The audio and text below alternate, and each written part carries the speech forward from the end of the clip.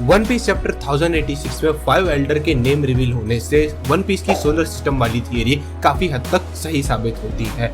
But ये theory है क्या? तो आज मैं वही थियरी को एक्सप्लेन करने वाला हूँ।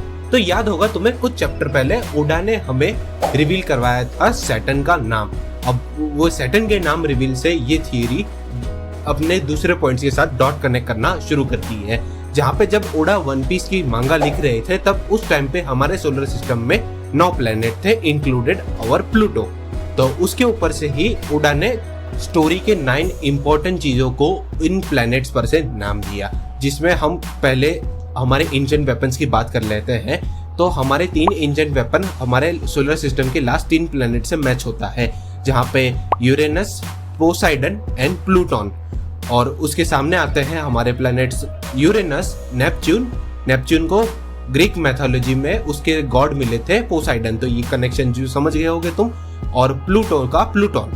तो ये देखकर तुम समझ गए होगे कि ओडा ने ग्रीक मैथोलॉजी और कई सारी दूसरी मैथोलॉजी का इस्तेमाल करके वन पीस की जो स्टोरी में इंपॉर्टेंट पार्ट्स प्ले करने वाले कैरेक्टर्स थे उनका नाम दिए थे। अब ये तो थे हमारे 3 एंशिएंट वेपन। अब बचे कितने वापस? 6 प्लेनेट। 6 में से एक अपना प्लेनेट हुआ अर्थ, तो निकाल दो कितने बचे? 5 प्लेनेट। और हमारे एल्डर्स भी कितने हैं? 5। तो अब तुम समझ गए होगे कि इन 5 एल्डर्स का नाम हमारे 5 प्लेनेट पे बेस्ड होगा। And you are right. और वन पीस चैप्टर 1086 में हमें यही नाम रिवील हुए थे, जिसमें सैटर्न को तो हम जानते हैं क्योंकि उनका नेम हमें प्रीवियस चैप्टर्स में देखने को मिल चुका था।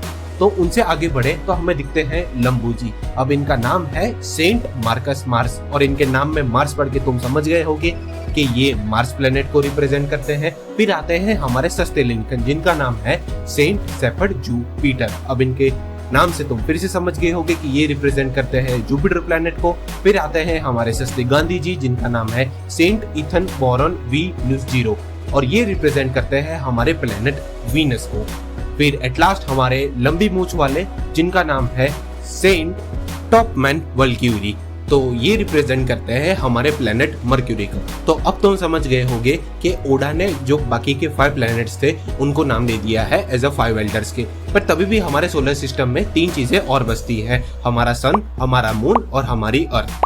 अब सन और मून के बारे में हमें पता चल चुका है, क्योंकि सन हो गए हमारे सन गॉड निका लूफी, और मून को रिप्रेजेंट कर रहे हैं हमारे ब्लैक बीयर्ड। तो यहाँ पे अर्थ कौन हो सकती है या हो सकता है, इसके ऊपर भी लोगों ने कई सारी थियरीज बनाई है, और लोगों के हिसाब से अर्थ को रिप्रेजेंट करती है हमारी इमू। अब मैं उसको एज ए शी प्रोनाउंस कर रहा हूँ क्योंकि उसका जेंडर रिवील हुआ नहीं है और मुझे बोलने में आसानी रहे।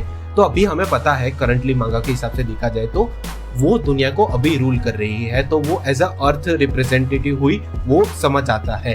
और उसी के साथ साथ 5 एल्डर्स उसी की बात मानते हैं क्योंकि अभी वो वर्ल्ड की रूलर है। तो ये चीज हमारी ह्यूमन हिस्ट्री का पास्ट दिखाती है। जहाँ पे पहले के टाइम में हमारे पास हमारे स्पेस की नॉलेज नहीं थी, तो हम लोग ऐसा सोचते थे कि अर्थ के आसपास सारे प्लैनेट्स घूमते हैं। लेकिन कुछ सालों के बाद जब हमारे पास हमारे स्पेस और सोलर सिस्टम की नॉलेज आई, तब जाके हमें पता चला कि अर्थ के आसपास सारे प्लैनेट्स नहीं, बट एक्चुअली सन के आसपास हमारे सारे प्लैनेट्स घूमते हैं। तो यही चीज को ओडा रिप्रेजेंट करने वाले हैं अपनी मांगा में।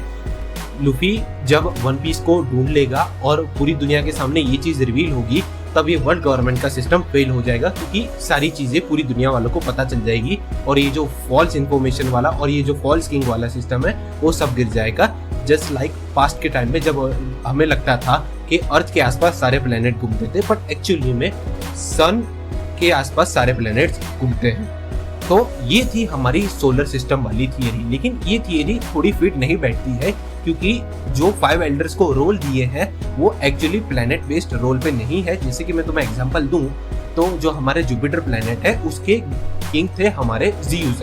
अब जियूस है गॉड ऑफ थंडर, और वन पीस में बात करें गॉड ऑफ थंडर की तो हमारे सामने एक ही शक्ल आती है, इनेल की। वैसे ही वीनस में गॉडेस ऑफ लव बताया गया है, और हमारी वन पीस में गॉडेस ऑफ लव कौन है? हमारी बोआ हैंको। तो ये सारी चीजें फिट नहीं बैठती है। बट ओडा ने यहाँ पे डिफरेंट टेक लेके सारे एल्डर्स को अलग अलग काम दिए हैं, जिसको मैंने एक्सप्लेन किया है अपने चैप्टर एक्सप्लेनेशन वाले वीडियो में। तो उस वीडियो को तुम जरूर चेकआउट करना, और मैं वीडियो को यहीं पे रैप अप करता हूँ। उम्मीद करता हूँ वीडियो पसंद आया होगा। वीडियो में से जाने से पहले वीडियो को लाइक और चैनल को सब्सक्राइब करते हुए जाना। मैं मिलूंगा नेक्स्ट वीडियो में, तब तक के लिए गुड बाय।